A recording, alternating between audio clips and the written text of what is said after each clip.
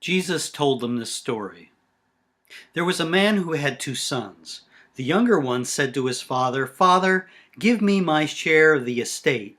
So he divided his property between them. And not long after that, the younger son got together all he had, set off for a distant country, and there squandered his wealth on wild living. And after he spent everything, there was a severe famine in that whole country, and he began to be in need. So he went and hired himself out to a citizen of that country, who sent him to his fields to feed pigs. He longed to fill his stomach with the pods that the pigs were eating, but no one gave him anything. And when he came to his senses, he said, "How many of my father's hired men have food to spare, and here I am starving to death? I will set out and go back to my father and say to him, 'Father, I have sinned against heaven and against you. I am no longer worthy to be called your son. Make me like one of your hired men.' So he got up and he went to his father.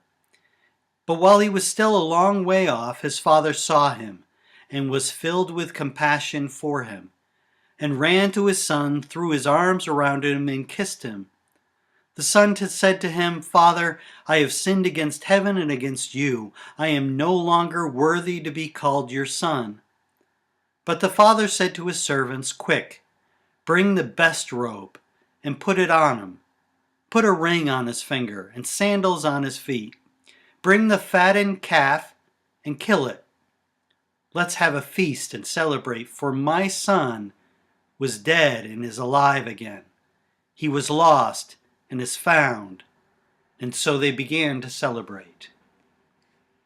Hi, my name is Pastor Bob Wyand of the United Church of Warner, and that is a favored passage of many individuals because it reminds us how much we simply want to go home. Not to a building or to an uncomfortable place, but to a relationship with God that is full and right, that reminds us of the purposes that we've all been created for. We are in the second week of Lent, and last Sunday we learned from the scriptures all about this grace that God offers to us, that we can come to Him and He'll make His home in us.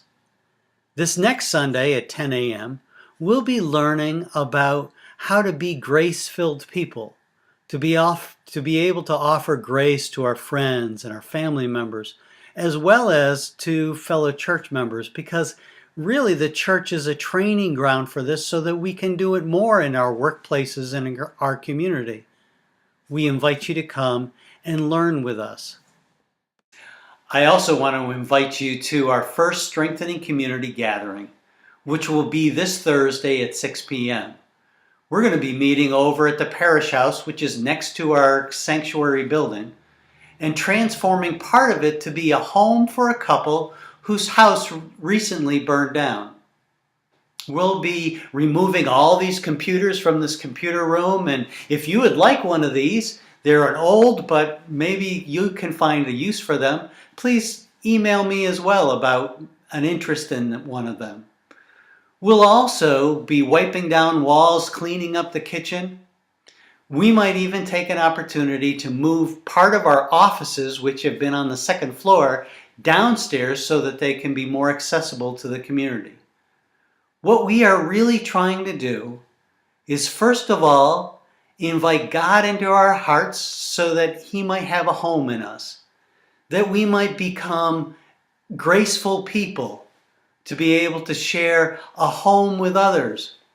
And then also, we might be able to provide a place in our community where people can come and know God in a very special way.